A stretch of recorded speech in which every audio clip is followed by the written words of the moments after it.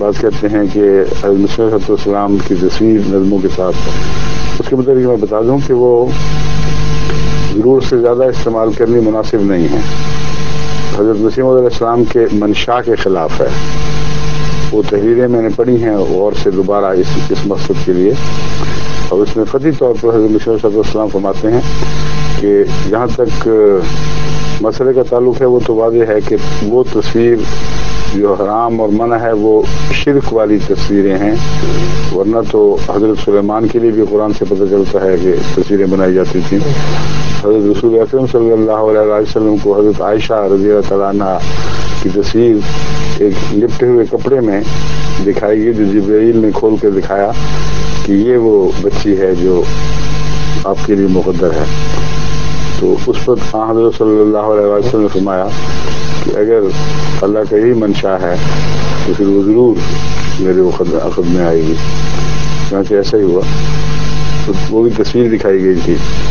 بہرحال حضرت مسیح علیہ السلام نے بڑی تفصیل سے اس مسئلے پر روشنی ڈالتے ہوئے فرمایا ہے کہ آئندہ خطرے پیدا ہو سکتے ہیں کہ ان تصویروں کا ناجائز استعمال ہو.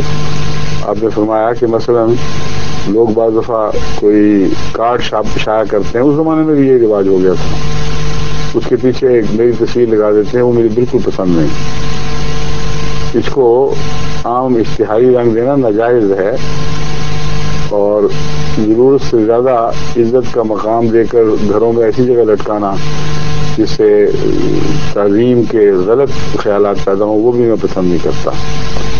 ایک موقع پر آپ نے یہاں سے فرمایا کہ اگر یہ خطرات ہیں، بعض لوگوں نے خطرات کا اظہار کیا ہوگا، تو پھر تو بہتر ہے کہ اسے صندوقوں میں بند کر کے رکھ دو، اور اگر کوئی آئے اور ضرورت مند ہو کہ وہ میرے چہرے کو دیکھے اور شناخت کرے تو اس کو دکھا دیا کرو.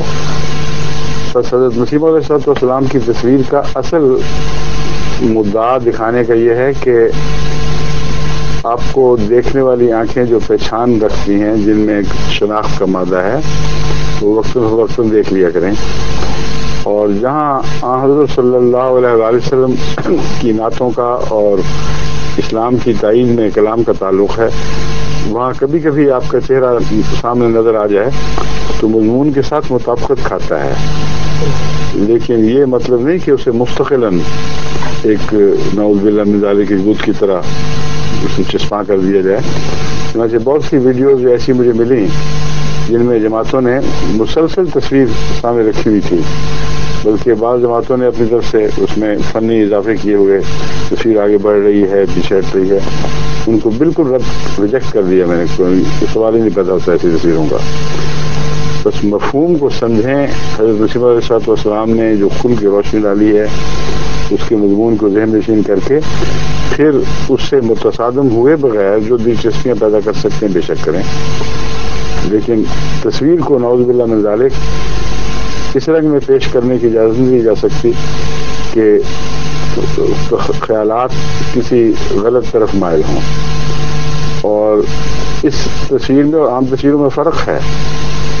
حضرت مسیح علیہ السلام کی تصویر کے ساتھ جو احترام کا گہرا تعلق ہے وہ آپ کی منتقل ہو جاتا ہے، اور اس ذات کے احترام کی وجہ سے احتیاط کی ضرورت ہے. ورنہ آئے گا کہ تصویریں روز مرہ دکھائی جاتی ہیں، کیا فرق پڑتا ہے؟ کسی کے دماغ کے گوشے میں بھی یہ نہیں جا سکتا کہ وہ نعوذ باللہ من ذالک اس کے ساتھ کوئی انسان سے بالا احترام وابستہ ہونے کا خطرہ ہے. بس مسیح کے ساتھ کیونکہ ایک دفعہ واقعہ ہو چکا ہے، اس لیے جماعت کو ہر ممکن احتیاط اس میں کرنی ہوگی اور کرنی چاہیے.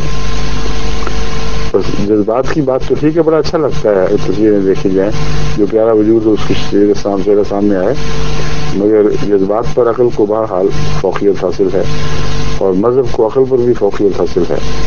اس لیے مذہبی تقاضوں کو ہم کسی قیمت پہ بھی نظر انداز